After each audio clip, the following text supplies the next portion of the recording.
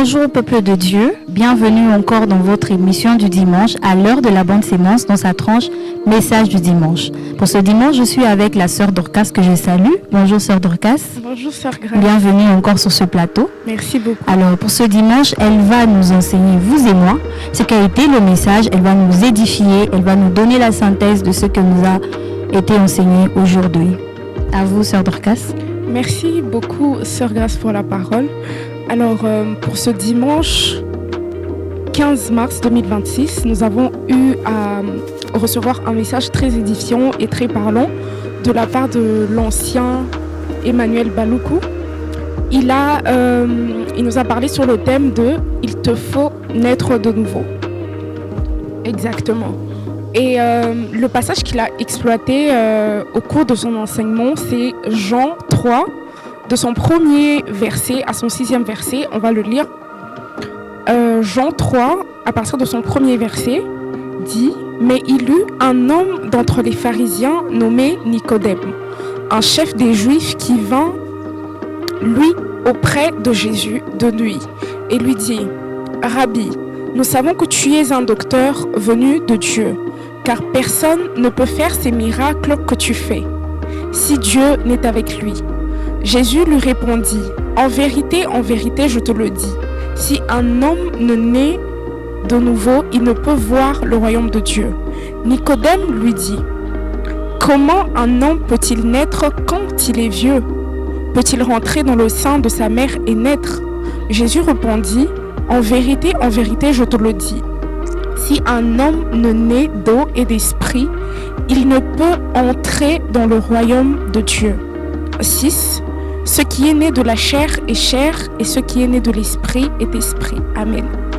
Alors, c'est le passage qu'il a eu à exploiter aujourd'hui avec le thème « Il te faut naître de nouveau ». Par ce passage, de ma compréhension, bien sûr, on parle de renaissance. Et quand on parle de renaissance, on voit déjà une première naissance. Et la première naissance que nous voyons, c'est la naissance physique.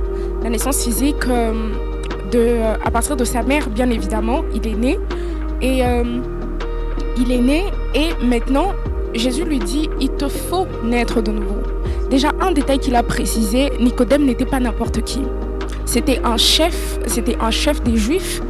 C'était quand même un haut placé, en tout cas. À cette époque-là, il n'était pas n'importe qui. Mais il a eu quand même le courage de venir auprès de Jésus. Et Jésus n'a pas regardé son statut, son rang social, sa personne, mais il lui a donné un ordre. Tu dois naître de nouveau. Et Nicodème, cela l'a un tout petit peu préoccupé en disant « Je ne comprends rien ». C'est pourquoi il pose la question, je dis « Est-ce que je dois rentrer en tant que vieux dans le ventre de ma mère et renaître, ce qui est carrément impossible ?» Par là, qu'est-ce que Jésus voulait lui dire ? Là, on ne parle pas de la naissance physique, mais on parle d'une certaine renaissance spirituelle. Et Jésus, en lui disant que tu devais naître, parce qu'il lui a dit tu devais naître d'eau et d'esprit. Par là, nous comprenons que c'est une naissance qui doit être faite par l'esprit et non par la chair. Et cette naissance, quand un homme naît ou renaît de nouveau, cela est visible. Par cela, Jésus voulait le faire comprendre que ta personne doit être renouvelée spirituellement. Et l'Ancien, dans son message, a abordé que comment on reconnaît une personne qui est vraiment née de nouveau. Il a un esprit renouvelé. Il a un esprit qui ne s'attache pas au péché. Il a un esprit qui cherche Dieu, qui cherche continuellement à s'attacher à Dieu et à son Créateur. Il a souligné ce détail et pour finir, il a également souligné ce détail. Nous sommes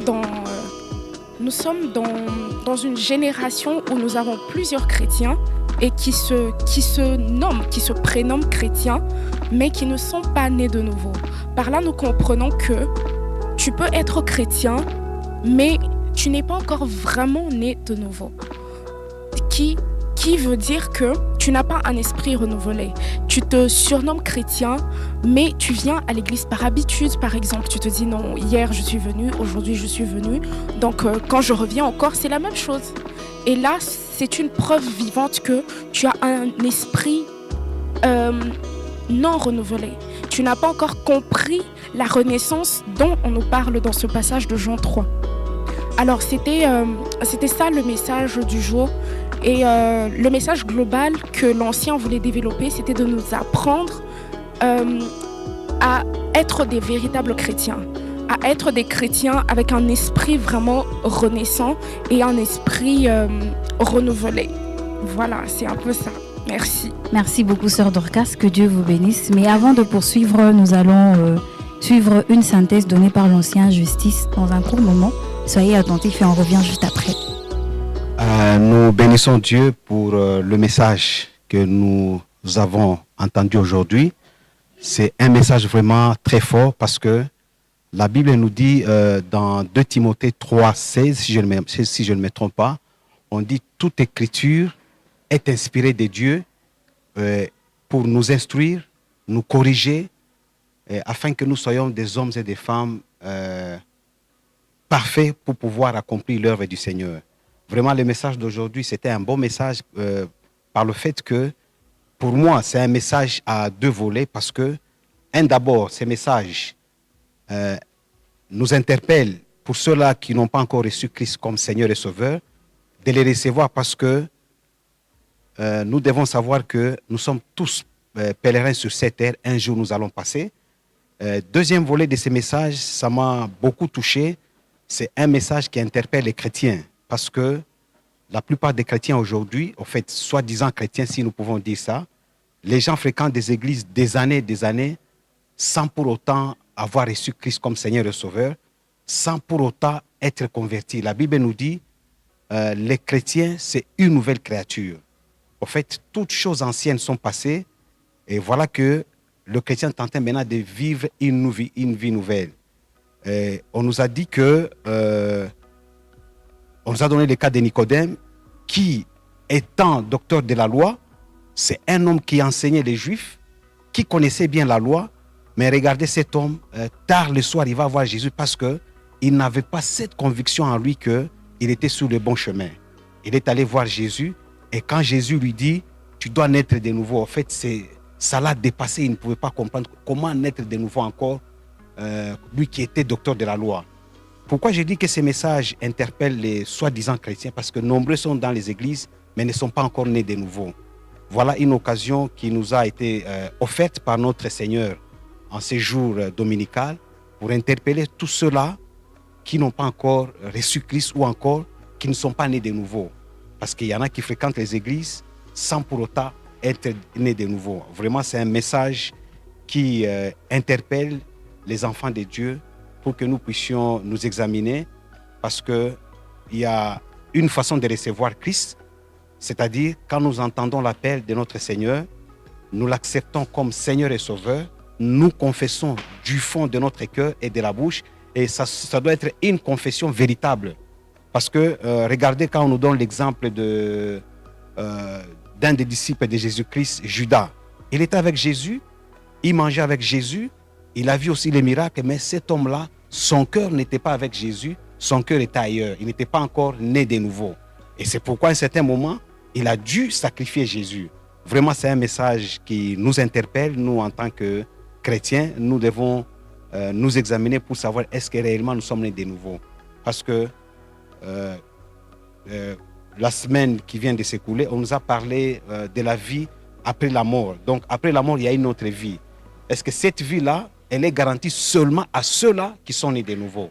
Raison pour laquelle le message de dimanche, vraiment, c'est un message bon qui nous a vraiment interpellés, afin que ceux-là qui n'ont pas cette conviction d'avoir pris l'engagement ou bien d'être nés de nouveau, qui prennent cet engagement pour qu'ensemble nous puissions marcher sur la voie du Seigneur, afin que si la mort nous arrive, parce que la mort peut arriver à n'importe quel moment, et n'importe où. Si la mort nous arrive parce que nous sommes tous passagers et que nous avons cette assurance de passer de l'autre côté, en passant de l'autre côté, que nous avons cette assurance que nous serons enfants de Dieu, que nous serons pris avec notre Seigneur Jésus-Christ. C'est un peu bref le résumé de ces messages d'aujourd'hui. Que Dieu vous bénisse.